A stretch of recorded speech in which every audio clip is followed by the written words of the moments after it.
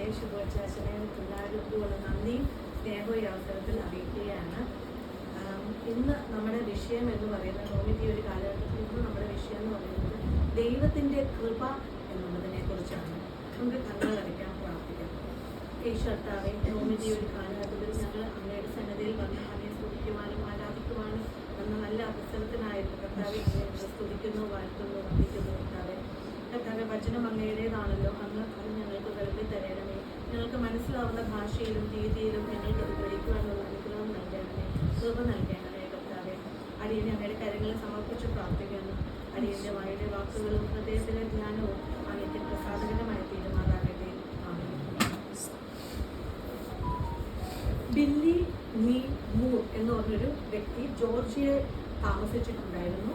അദ്ദേഹം അവിടുത്തെ ഒരു ആർമി ഓഫീസർ ആയിരുന്നു. പക്ഷെ അത് കഴിഞ്ഞിട്ട് അദ്ദേഹം ഒരു വെക്കേഷന് നാട്ടിൽ വന്നപ്പോൾ അദ്ദേഹത്തിൻ്റെ വൈഫ് വളരെ ഇല്ലീഗൽ ആയിട്ടുള്ള കുറേ കാര്യങ്ങൾ, ഈ അഡിക്ഷനൊക്കെ ആയിട്ട് വീടൊന്നും നന്നായിട്ട് നോക്കുന്നില്ല എന്ന് കണ്ട് അദ്ദേഹത്തിൻ്റെ മകനുമായിട്ട് അദ്ദേഹം വേറൊരു സ്ഥലത്തേക്ക് മാറി താമസിക്കുവാൻ തീരുമാനിച്ചു. പക്ഷെ അദ്ദേഹത്തിൻ്റെ അലവൻസസ് ഒന്നും കിട്ടിയിട്ടുണ്ടായിരുന്നില്ല അദ്ദേഹത്തിൻ്റെ ഓഫീസിൽ നിന്ന്. അപ്പോൾ അദ്ദേഹത്തിന് ആ ഒരു കുറച്ച് കാലഘട്ടത്തിലേക്ക് അദ്ദേഹത്തിന് പൈസയൊന്നുമില്ല, എങ്ങനെയാണ് മുന്നോട്ട് ജീവിക്കുക എന്നുള്ള ഒരു കാര്യത്തിൽ അദ്ദേഹം ഇങ്ങനെ നിന്നായിരുന്നു. പൈസ ഇല്ലാത്തത് കൊണ്ട് എന്ത് ചെയ്യണം എന്ന് ചോദിച്ചപ്പോൾ ഒരു ഫ്രണ്ട് പറഞ്ഞത്, അപ്പുറത്തെ വീട്ടിൽ എൻ്റെ തന്നെ ഒരു റിലേറ്റീവാണ്, അവൻ്റെ കയ്യിൽ ഒരു കുറച്ച് നല്ല എമൗണ്ട് ക്യാഷ് വീട്ടിലുണ്ട്, അപ്പം അത് നമുക്കൊന്ന് പിടിച്ചാൽ നിങ്ങൾക്ക് കുറച്ച് നാളത്തേക്ക് അലവൻസ് കിട്ടുന്നത് വരെ നമുക്ക് ഒന്ന് പിടിച്ചു നിൽക്കാം. അപ്പോൾ അദ്ദേഹം വിചാരിച്ചു ശരിയാണല്ലോ, കുഴപ്പമൊന്നുമില്ല, കുറച്ച് കഴിഞ്ഞ് കിട്ടി കഴിയുമ്പോൾ വേണമെങ്കിൽ അത് തിരിച്ചു കൊടുക്കാമല്ലോ. അപ്പോൾ ഒരു സ്റ്റേപ്പിൾട്ടൺ ഫാമിലിയാണ് അത്. അപ്പം അദ്ദേഹം എന്ത് ചെയ്തു, അന്ന് രാത്രിയിൽ അദ്ദേഹത്തിൻ്റെ കയ്യിലൊരു തോക്കൊക്കെ ഉണ്ട്, കാരണം അദ്ദേഹം ആ ഓഫീസറായിരുന്നല്ലോ. അപ്പം അദ്ദേഹം രാത്രിയിൽ അവിടെ ചെന്ന് ഒന്ന് പൈസ എടുത്തോണ്ട് തിരിച്ചു പോകണമെന്ന് അദ്ദേഹം വിചാരിച്ചുള്ളൂ. പക്ഷേ അൺഫോർച്ചുനേറ്റ്ലി ആ സ്റ്റേപ്പിൾട്ടൺ ഫാമിലിയിലെ മിസ്റ്റർ സ്റ്റേപ്പിൾട്ടൺ ആ സമയത്ത് ഉണരുകയും ഇവനെ കാണുകയും അദ്ദേഹത്തിന് നേരെ അയാൾ ആയുധം എടുത്ത്, ഉറപ്പായിട്ട് ഒരു വീട്ടിൽ കള്ളം കയറി നമ്മൾ എങ്ങനെയാണ് പ്രതികരിക്കുന്നത്, അതുപോലെ മിസ്റ്റർ സ്റ്റേപ്പിൾട്ടൺ പ്രതികരിച്ചപ്പോൾ ഇദ്ദേഹം പെട്ടെന്ന് ഉള്ള ആ ഒരു ഇതിൽ ഷോക്കിൽ ആ വെടിവെച്ചു അദ്ദേഹത്തിനെ. അങ്ങനെ മിസ്റ്റർ സ്റ്റേപ്പിൾട്ടൺ മരിച്ചു. ഇദ്ദേഹം പിറ്റേ ദിവസം കോടതിയിൽ പോയി. കോടതിയിൽ ചെന്നപ്പോഴത്തേക്കും ജഡ്ജി അദ്ദേഹത്തിനെ കൺവിക്ട് ചെയ്യുന്നവർ ചോദിച്ചു, നിങ്ങൾ പ്ലീഡ് ചെയ്യുന്നുണ്ടോ ഗിൽറ്റി? അദ്ദേഹം പറഞ്ഞു അതെ, ഞാൻ തന്നെയാണ് കുറ്റം ചെയ്തത്, അദ്ദേഹം സമ്മതിച്ചു. അദ്ദേഹത്തിന് കിട്ടുന്ന ശിക്ഷ എന്ന് പറയുന്നത് ഡെത്ത് പെനാലിറ്റിയാണ്. അദ്ദേഹത്തിനെ കൊല്ലാനുള്ള ഉത്തരവ് ഇന്ന ദിവസം പാസ്സാക്കി ജഡ്ജി വിട്ടു. അദ്ദേഹം ആ ദിവസം ചെന്ന് കഴിഞ്ഞപ്പോഴത്തേക്കിനും അവിടുത്തെ ഒരു നിയമം അനുസരിച്ച് ആ ദിവസം അദ്ദേഹത്തിനെ കൊല്ലാൻ വേണ്ടി കൊണ്ടുവന്നപ്പോൾ അദ്ദേഹം അതിനെല്ലാം തയ്യാറെടുത്ത് ചെന്ന് കഴിഞ്ഞപ്പോഴത്തേക്കിനും ഒരു ന്യൂസ് വന്നു, അദ്ദേഹത്തിന്റെ അപ്പീൽ പോയിട്ടുണ്ട് ആരൊക്കെയോ. ബിക്കോസ് ആ സ്റ്റേറ്റിന്റെ നിയമം അനുസരിച്ച് ഏതൊരു കേസിലും ഡെത്ത് പെനാൽറ്റി എടുക്കുന്നെങ്കിലും നമ്മൾ മുകളിലത്തെ കോടതിയിൽ അപ്പീൽ പോകും. അപ്പോൾ അതുകൊണ്ട് അപ്പീൽ പോയിരിക്കുന്നു, അതുകൊണ്ട് ഇപ്പം വേണ്ട. പിന്നെ അതൊരു 13 പ്രാവശ്യം ഡേറ്റ് ഫിക്സ് ചെയ്യും, 13 പ്രാവശ്യം അദ്ദേഹത്തിന്റെ ഡെത്ത് പെനാൽറ്റി ഇങ്ങനെ മുമ്പോട്ട് കൊണ്ടുപോയി അദ്ദേഹത്തിനെ കൊന്നില്ല. അപ്പോൾ എല്ലാ ദിവസവും ഇന്ന് എൻ്റെ മരണമാണെന്ന് വിചാരിച്ചായിരുന്നു പോകുന്നത്.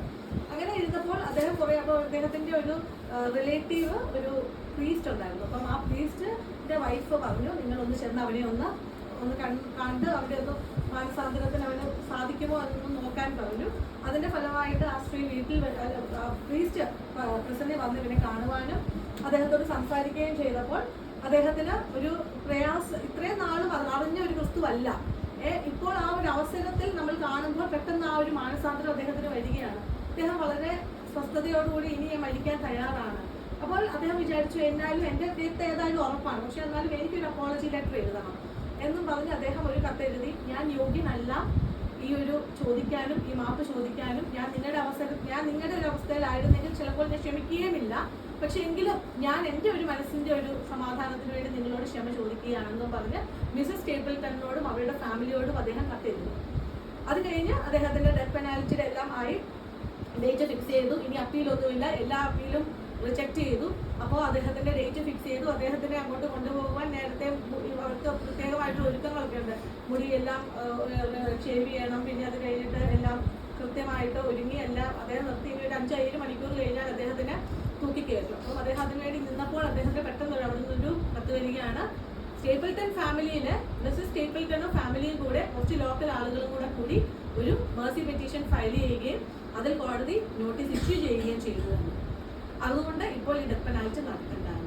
പല പ്രാവശ്യമായിട്ട് അദ്ദേഹം ഡെത്ത് പെനാൽറ്റിയെ നോക്കി കണ്ടുകൊണ്ടിരുന്ന ഒരു മനുഷ്യന് പെട്ടെന്ന് ഇങ്ങനെ ഒരു കരുണ ലഭിച്ചപ്പോൾ അദ്ദേഹത്തിന് ഒത്തിരി അതൊരു മാനസാന്തരത്തിന് കാരണമായി. പിന്നീടും അദ്ദേഹത്തിന് കുറച്ച് നാൾ കൂടെ പ്രിസണിൽ കഴിയണമായിരുന്നു, ഒരു 9 കൊല്ലം കൂടെ. അതിനുശേഷം അദ്ദേഹം മുന്നോട്ട് വന്ന് അദ്ദേഹത്തിന് ഈ ഒരു കാര്യം അദ്ദേഹത്തിനോട് എങ്ങനെ കരുണ കാണിച്ചു എന്നതിനെക്കുറിച്ച് അദ്ദേഹം ഒരു ബുക്ക് എഴുതുകയും പിന്നീട് ക്രിസ്ത്യാനി ആയിട്ട് ജീവിക്കുകയും കുറേ സാമൂഹിക നന്മകൾ ചെയ്തു. ഇപ്പോഴും അദ്ദേഹം ആ ഒരു രീതിയിൽ മുന്നോട്ട് പോകുന്ന ഒരു മനുഷ്യനായിരുന്നു. അപ്പോൾ ജീവിതത്തിൽ കരുണ ലഭിക്കുമ്പോൾ നമുക്ക് ഉണ്ടാകുന്ന ഒരു മാനസാന്തരത്തെ കുറിച്ചാണ് നമ്മൾ അത് പറയാൻ വേണ്ടിയാണ് ഞാൻ ഈ ഒരു ലൈഫ് സ്റ്റോറി പറഞ്ഞിരുന്നത്. അപ്പോൾ നമ്മൾ ഇന്ന് മനസ്സിലാക്കുന്ന ഒരു വിഷയം എന്ന് പറയുന്നത് ദൈവത്തിന്റെ കൃപ എന്നതിനെ കുറിച്ചാണ്. കൃപയും കരുണയും കൂടെ നിൽക്കുന്നതിനാണ്. കാരണം കൃപ എന്നാൽ എന്താണ്? ഞാൻ എൻ്റെ കഴിവോ പ്രാപ്തിയോ ഒന്നുമല്ല, ഞാൻ അർഹിക്കാത്തത് എനിക്ക് ദാനമായിട്ട് കിട്ടുന്നതാണ് കൃപ. കരുണ എന്ന് പറയുന്നത് ഞാനൊരു തെറ്റ് ചെയ്യുമ്പോൾ അതിനൊരു ശിക്ഷയുണ്ട്. ആ ശിക്ഷ എനിക്ക് മറ്റൊരാളുടെ ക്ഷമ കൊണ്ടോ മറ്റുമായിട്ട് എനിക്കത് മാറ്റി കിട്ടുമ്പോൾ, എനിക്ക് ലഭിക്കേണ്ട ഒരു ശിക്ഷ എനിക്ക് കിട്ടാതിരിക്കുമ്പോൾ അവിടെ മറ്റൊരാളുടെ ഒരു കരുണ കൊണ്ടായിരിക്കും എനിക്കത് കിട്ടുന്നത്. ആ രണ്ടും ഒരുമിച്ച് പോകുന്നതാണെങ്കിലും അതിന് രണ്ട് വ്യത്യാസങ്ങളുണ്ട്. കൃപ എന്നതിൽ എൻ്റെ ഒരു അവകാശങ്ങളുമില്ല, പ്രവൃത്തിയില്ല, ഗുണങ്ങളില്ല, കഴിവില്ല, ഒന്നുമില്ല. അർഹതയില്ലാതെ എനിക്ക് ലഭിക്കുന്ന ദൈവത്തിന്റെ ദാനമാണ് കൃപ എന്നത്. അത് എഫേസ്യർക്ക് എഴുതിയ ലേഖനത്തിൽ